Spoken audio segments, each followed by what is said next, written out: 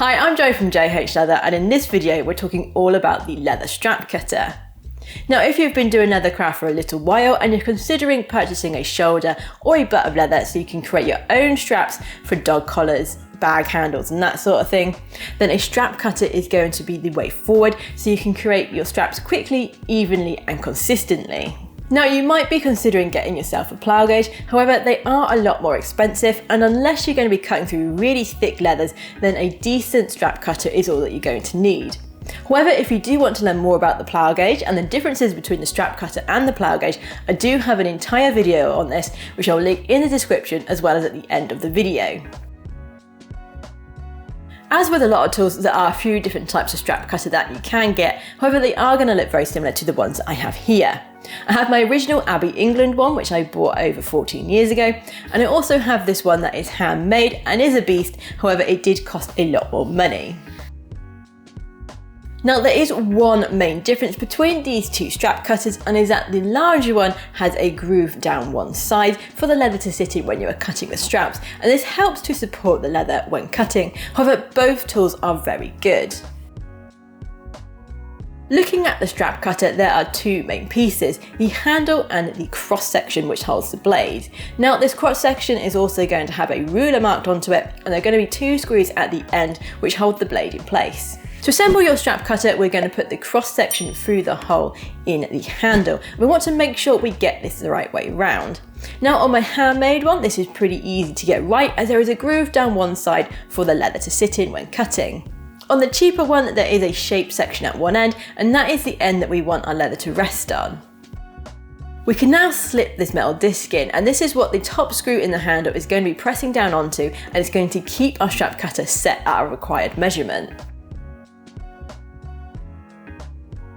Depending on what strap cutter you have will depend on what blades it needs. My older strap cutter uses blades that you can easily buy online, and they are specifically made for strap cutters. However, my newer handmade one uses snap-off alpha blades. To fit the blade, what you're going to do is loosen the two end screws. Then there is a slit just behind these what the blade can slide into. You can then loosely fit the blade and slowly start to tighten those end screws.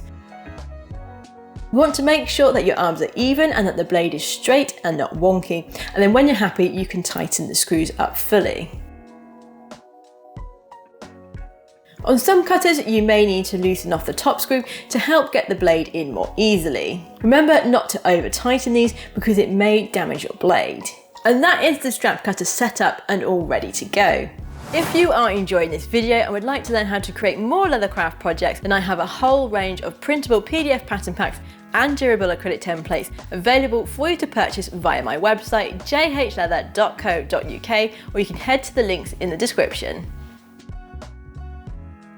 One of the comments that I see a lot on my Discord channel is people struggling to cut straight straps. So in this part of the video, we're going to go over a few different techniques you can use to help get even, consistent straps every time. Now, the first part of getting your even, consistent straps is how we prepare the hide that we're actually going to be cutting the straps from. So to start with, what I'm going to do is cut a straight edge from the desired end on my hide. And to do that, I'm going to draw a line with this straight edge ruler that I have. And then I'm going to follow that with my head knife, cutting by hand. And you want to make sure that the knife you're cutting this straight edge with is incredibly sharp, as that's going to make your job an awful lot easier.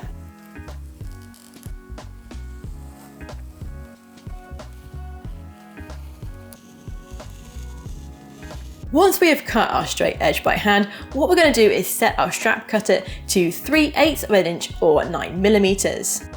And now what I'm going to do is double check that measurement with a ruler. And I also like to use a scrap piece of leather and do a test cut first to double check my measurements one more time. To make sure that our strap cutter is set correctly and it doesn't creep open whilst we are cutting our strap, we want to make sure that the top screw is nice and tight. Once we've set our strap cutter, we can now cut our first strip. And this is going to even out any minor wobbles that we had when hand cutting the straight edge. When we are cutting our straps, we want to give ourselves enough room to make this more easy for us. So we're going to have the edge of our leather hanging over the edge of our desk, and we want there to be enough room for our strap cutter to easily glide down the length of our leather and not bump into the edge of our desk.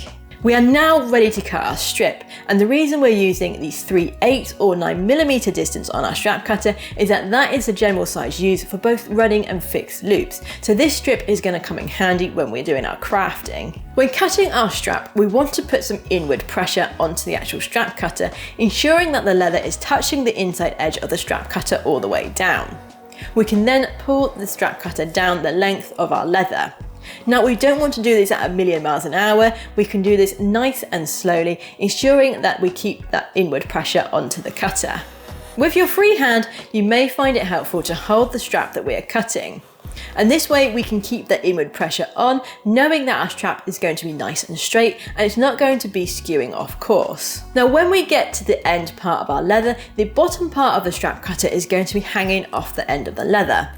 Now we want to make sure we keep that inward pressure, but focus this more towards the top of the strap cutter, making sure that we don't end up with a kink in the bottom of our leather. And that is our first strap cut. So we've now prepared this hide and it is now ready to use for all our strap cutting desires. So you can now set your strap cutter to the desired width of your strap and then repeat the process that we've just gone through. So we're going to double check the measurements with a ruler as well as doing a test on a scrap piece of leather, and we're going to ensure that top screw is nice and tight.